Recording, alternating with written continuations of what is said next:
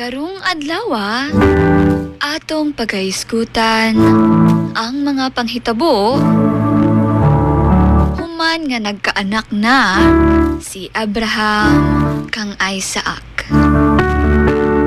Ato kining mabasa sa Genesis 22 verse 1 to 19. Gisulayan sa Ginoo si Abraham. Gisugo siya nga ihalad ang iyang anak nga si Isaac. O bisan lisod kaayo ni mituman si Abraham ug gidala si Isaac ngadto sa bukid.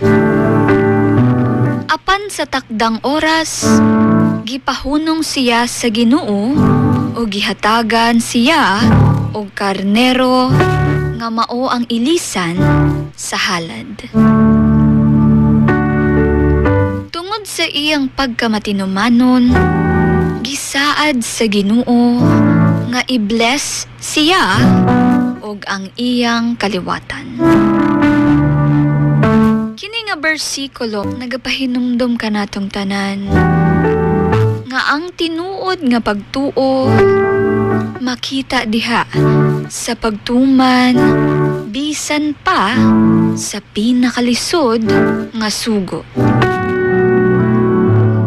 Si Abraham nagpakita nga mas gipili niya ang pagsalig sa Ginoo kaysa sa iyang kaugalingong kagustuhan.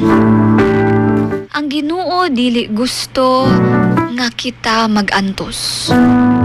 Apan gusto niya makita kung andam bata nga mosalig sa iyang kabubuton. Kung kita matinumanon kaniya, dagkong blessings ang iandam sa Ginoo nga ihatag para kanato ug sa atong mga kaliwatan.